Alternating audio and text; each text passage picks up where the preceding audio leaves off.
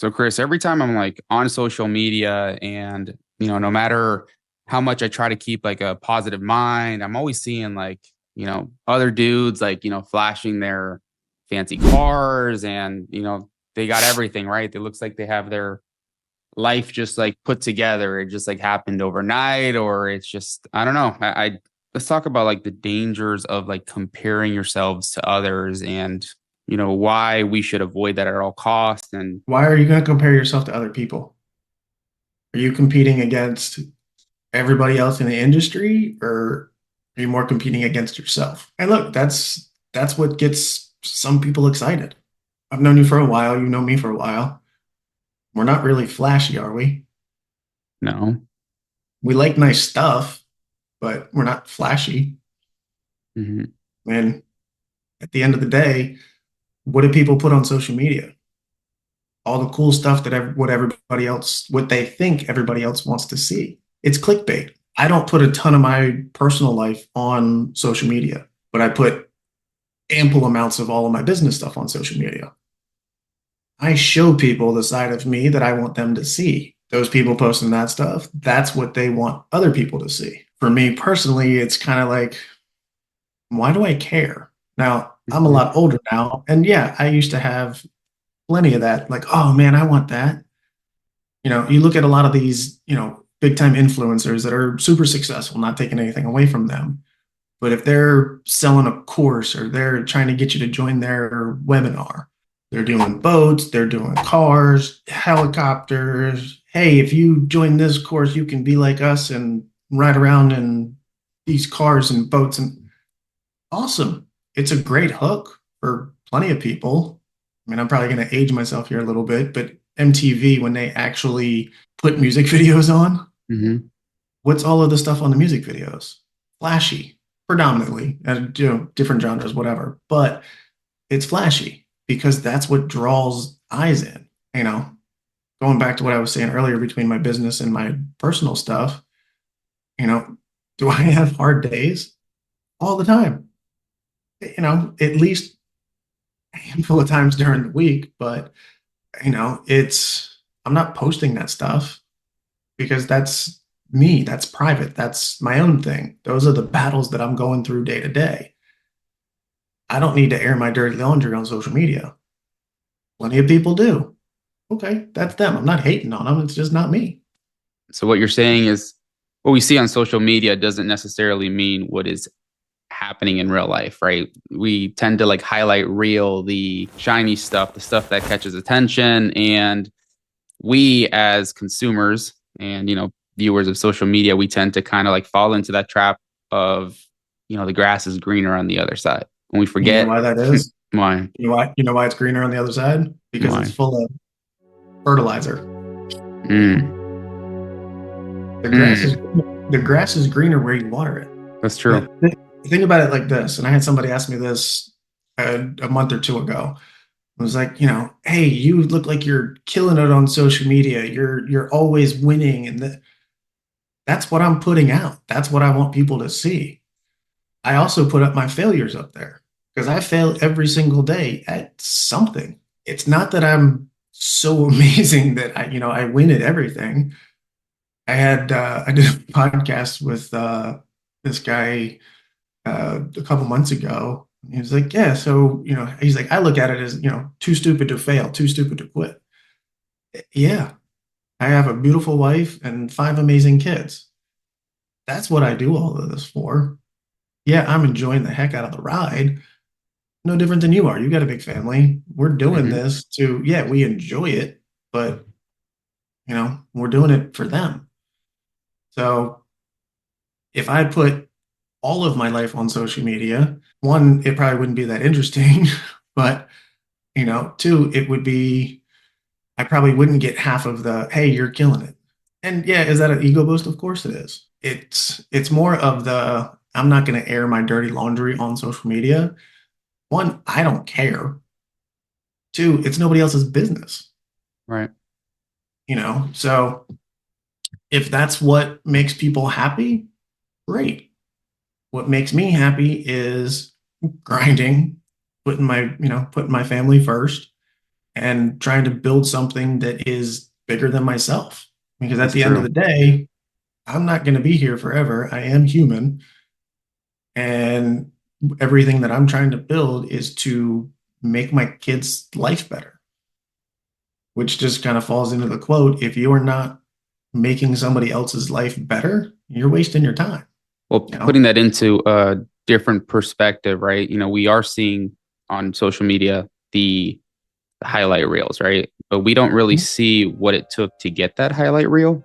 The late nights of stressing out, the days where people couldn't afford their bills, they couldn't afford Yeah. to keep their electricity up. There's a lot of stuff that happens behind closed doors that we don't really know about, and that's I guess that's the life cycle of an entrepreneur. We go through that, Well, especially when you're starting your own business. I mean, I mean, I know you follow him as well, but Alex Hermosi, when he started his podcast like 8 years prior to it blowing up, and he was consistent, he was persistent, he got laughed at, and now people are asking him if he's hiring.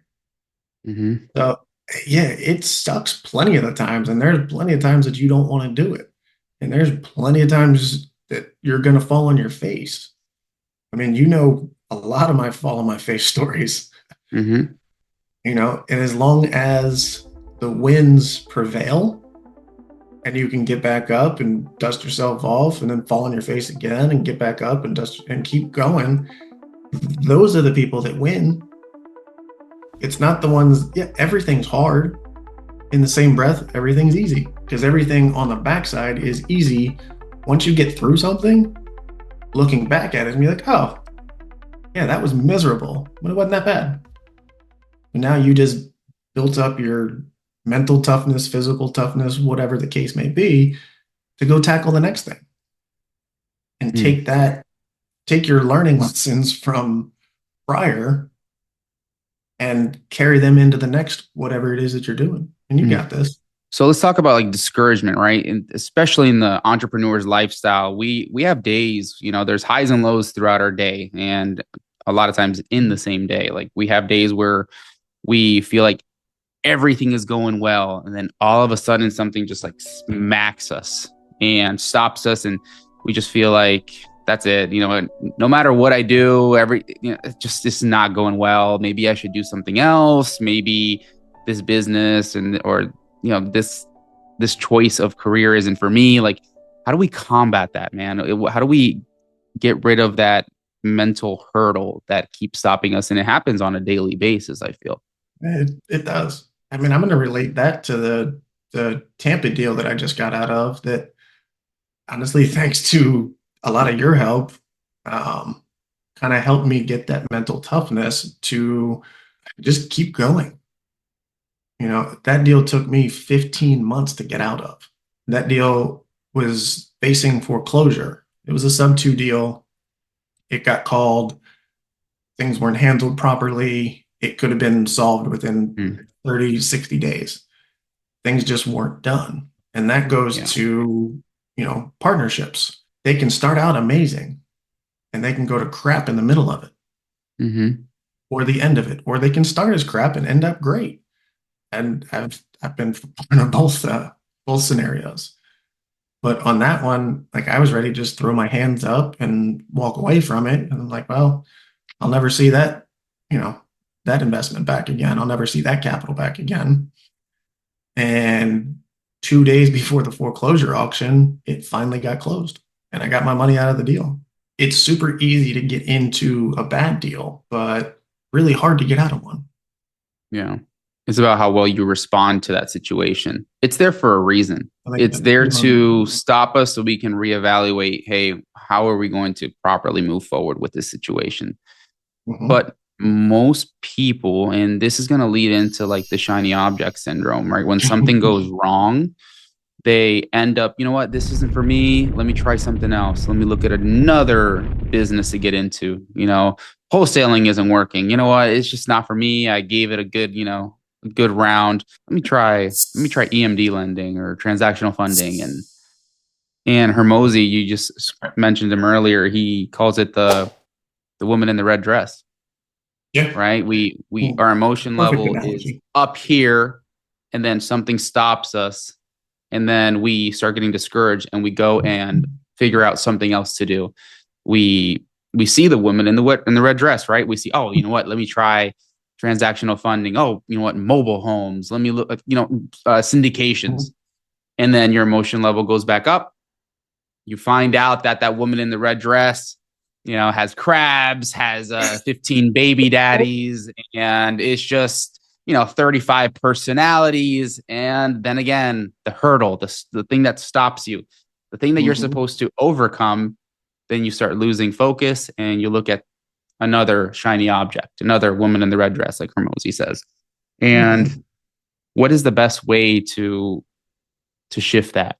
Because it's something that happens a lot. Like there's so much content on YouTube, so much content on Instagram, Facebook, and people as humans, they feel like they can conquer it all and they just want to learn it all. And in reality, I don't believe that's the case. Mm-hmm. And I've had to learn this the hard way and multiple times in multiple different scenarios. But you can't be everything to everyone. Mm, And I think that's where that line, the riches are in the niches. Find one or two things that you're good at, that you want to be good at, and grind through them until you either quit or succeed. Because ultimately, those are your only two outcomes. And stealing one of Hermosi's lines, there's only two outcomes of every situation. You quit before you succeed, or you succeed. That may be a month, that may be 20 years. We don't know. But there's always something better at the end of something, on the next side of something. So getting that to the stage of, hey, let's keep going. And that's something that, for me personally, that comes from within. I'm blessed, or whatever you want to call it, to have that drive, just that burning desire to figure it out, whatever it may mhm, be. And then playing to that shiny object, um, it's so easy to get distracted chasing the woman in the red dress. And then you get there and it's like, well, that wasn't what I wanted. mhm. Well, no kidding. Because you're tunnel vision out on the wrong thing, because you can bounce around like a what's it? Not Plinko. Plinko? Yeah, Plinko, where it just shuffles all over the board Yep. and bounces all over the place. Dude, I've been there more times than I care to admit. I've done private lending. I've done wholesaling. I've done buy and hold. I've done fix and flip. I've done the novation, partnering with the seller. You burn out because you get so spread thin that it's not fun. And then, you hear, especially being on social a lot, everybody's pushing a course. Buy this course. And, you know, the one that keeps popping up on me a lot, because I post a lot, is our app or our company will get you more views, a better ranking on your videos. And great, I'm sure they do. But at the end of the day, you look at the guys that are at the very top, like Gary Vee, and then we talk about him a lot. All he says is just post more. I'm pretty sure Hormozy says the same thing. And I finally figured out a way to make that happen for me, to where it's not sucking up a ton of my time. I'm not having to go hire another company to do all of this stuff. And I've only been doing it for a short time now, but it's working. Mhm. If my average views were 500 on one video a day, if I'm posting 5 times a day and I'm getting 200 views per video, okay, the view per video went down, but more and more people are looking at my stuff. Correct. And that's the ultimate name of the game, because the number one currency right now is attention. Mm, Yeah, I have a coaching course. I'm not promoting it a ton. I'm not pushing it a ton, because really I'm just focused on my buy and hold business. But if somebody out there, wholesaler, cash buyer, is looking for that next thing, then yeah, I'm here to help. I'm not promoting it a ton because I'm not looking to really sell it. But I also don't want the course. I don't want the as our boy what's his name, Myron. I don't want the cheapo or the freeple people. Hmm. If somebody truly wants help, they're going to reach out and ask for help. And I'm Yeah. thankfully I've spent hundreds of thousands of dollars on education over the last 20 years, whether it's from buying courses or the School of Hard Knocks. You just Hmm. have to kind of grind through it.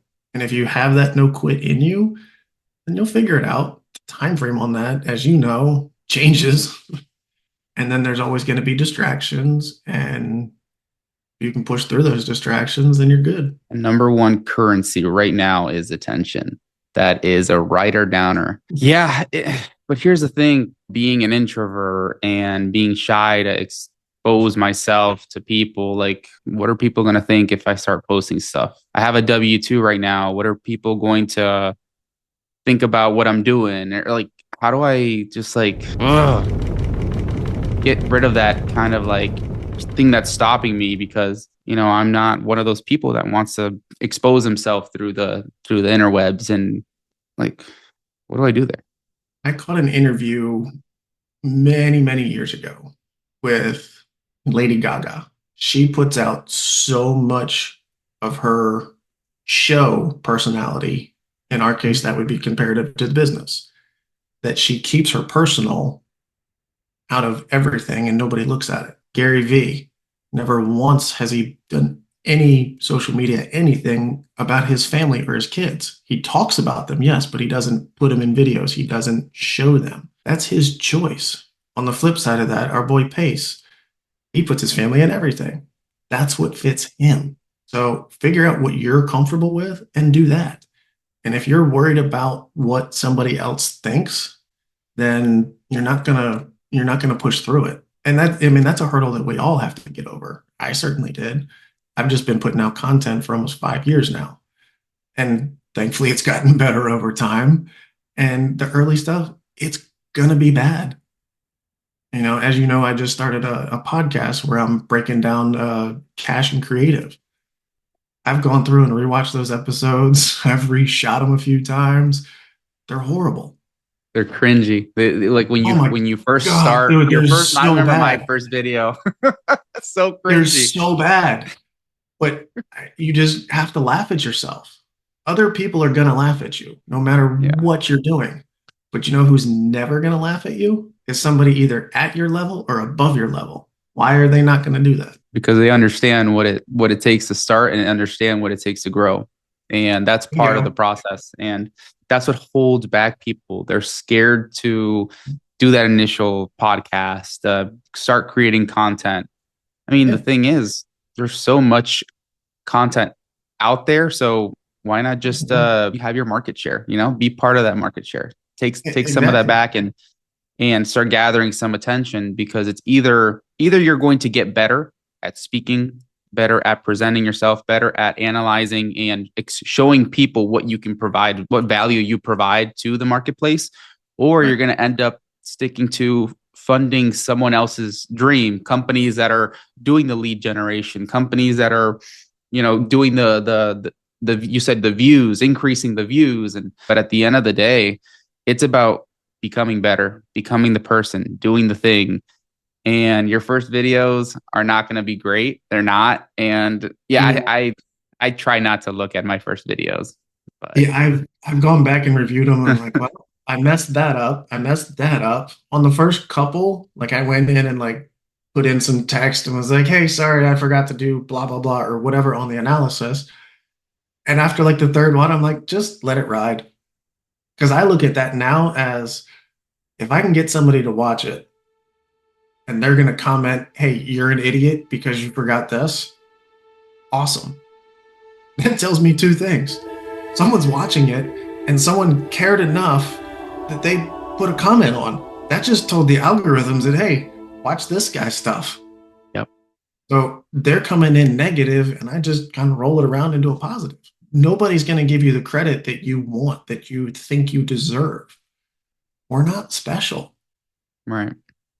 But, as much as we want to think, our wives, our kids think we are, and that's awesome, and that's the way it should be, but we're not special. And to your point, there's dozens of content out there talking the same stuff that we're promoting, and it's the attention.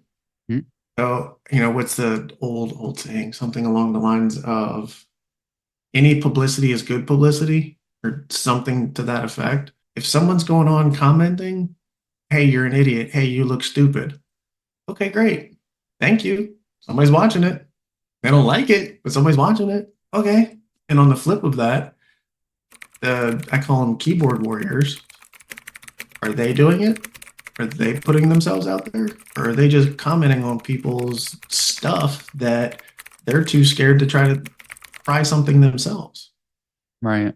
It's You always know? those that are not doing as much as you are, or they're doing a lot less, and they just don't feel really that good about themselves. And they have to let it out one way or another. And when I get a negative comment, when I see somebody, my haters, and Myron Golden says, your haters are your elevators. And the Mhm. best thing to do is I take that as positive criticism. Some of them are not the Oh, greatest. Some people are really just trolling, but there's mhm. some stuff that you can learn from people that are giving you negative comments. And the best thing to do is acknowledge it and get Mhm. better, and just continue to do the thing, and don't let that discourage you. There's a saying that I heard, if a wolf howls at the moon, no one looks. But if that moon starts howling back at the wolf, everyone looks. So it's Yeah. about how well we respond. It's a test to us to be able Mhm. to either respond in a positive manner. And if we start responding in a negative manner to those things, now all eyes are on us, and it's not always in the best light. I just had that happen 2 days ago, or was presented with that opportunity. I just rented a house for a retail client of mine and posted the flyer of, hey, we rented this and blah blah, all the fun stuff. Um, and somebody commented and were like, for that's not a deal. That's a horrible and just poo-pooed all over it.